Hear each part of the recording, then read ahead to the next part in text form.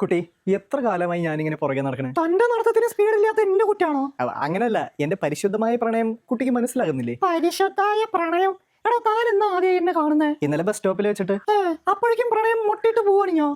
ഈ love at first sight എന്നാണല്ലോ. എനിക്ക് ഫസ്റ്റ് സൈറ്റിൽ ഇന്നലെ കണ്ടപ്പോഴെന്നെ മുട്ടിട്ട് പോവാണിഞ്ഞു. സൈറ്റ് ഞാൻ എന്റെ വീട്ടുകാരോട് പറഞ്ഞ ഡെത്ത് അറ്റ് ഫസ്റ്റ് ഫൈറ്റ് ആക്കി തരും. വേണോ? ഒരു അടിയല്ല, ഒരു 1.5 അടി വരെ കൊള്ളാൻ ഞാൻ തയ്യാറാ, തനിക്ക് വേണ്ടി. എന്റെ പേര് തനിക്കറിയോ? അറിയാം, എസ്തെറ്റിക് കമ്പനി അറ്റ് 143. അതെന്റെ ഇൻസ്റ്റാ നെയിം. ശരിക്കുള്ളത് അറിയോ? പറഞ്ഞറിയും, പറയൂ. എന്നെ കുറിച്ച് ഒരു തേങ്ങ അറിയില്ല, എന്നിട്ട് പ്രേമാന്ന് പറഞ്ഞു നടക്ക. വായ നോക്കി അങ്ങനെ പറയരുത്. മറ്റുള്ള പരപുരുഷന്മാരെ പോലെ ഇൻസ്റ്റയിലും ഫേസ്ബുക്കിലൊക്കെ മെസ്സേജ് ചെയ്ത് ശല്യം ചെയ്യുന്ന ഒരു ചീപ്പ് ഫോറസ്റ്റ് കോഴിയല്ല ഞാൻ. അതെ, താൻ ശല്യം ചെയ്തത് നേരിട്ടാണല്ലോ. എന്നാ ഇനി നേരിട്ട് വരില്ല. ആ നമ്പർ ഒന്ന് തരൂ. എന്തിനാ? തെറ്റിദ്ധരിക്കണ്ട, മെസ്സേജ് അയച്ച് ശല്യം ചെയ്യാനൊന്നല്ല, സ്റ്റാറ്റസ് കാണാനാ. ഞാൻ സ്റ്റാറ്റസ് ഇടാറില്ല. പക്ഷെ ഞാൻ ഇടും, എന്റെ കാണാലോ.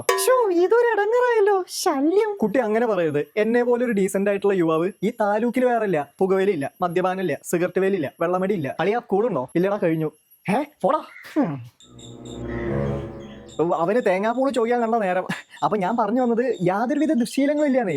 പിന്നെ കുട്ടിയല്ലാതെ വേറൊരു പെൺകുട്ടിയെ ഞാൻ നേരെ ചൊവ്വേ നോക്കാറ് പോലുമില്ല. അത് കാരണം എനിക്കിപ്പോ എന്റെ അമ്മയും പെങ്ങളെയും പോലും തിരിച്ചറിയില്ല. അല്ല, ഞാൻ ഉദ്ദേശിച്ചത് അത്രയും ഡീസന്റ് ആണെന്നാ.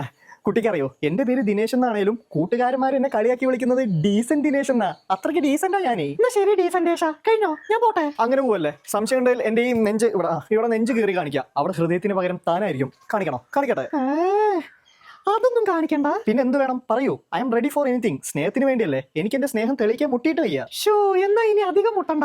എനിക്ക് ഡീസന്റ് ചേട്ടന്റെ ആ ഇൻസ്റ്റാ ഫീഡ് ഒന്ന് കാണിച്ചെന്നാ മതി. അപ്പൊ ഞാൻ മനസ്സിലാക്കാം ചേട്ടന്റെ സ്നേഹം. ആ ഇൻസ്റ്റാഗ്രാം ഒന്ന് തുറന്ന് കാണിച്ചേ. അപ്പൊ ശരി എന്നാ, കല്യാണം ആവുമ്പോ പറയണ്ടോ, വന്നുണ്ടിട്ട് പോവാ. ഇൻസ്റ്റാ ഫീഡേ അതിലും ഭേദം ക്രോം ഹിസ്റ്ററിയാ.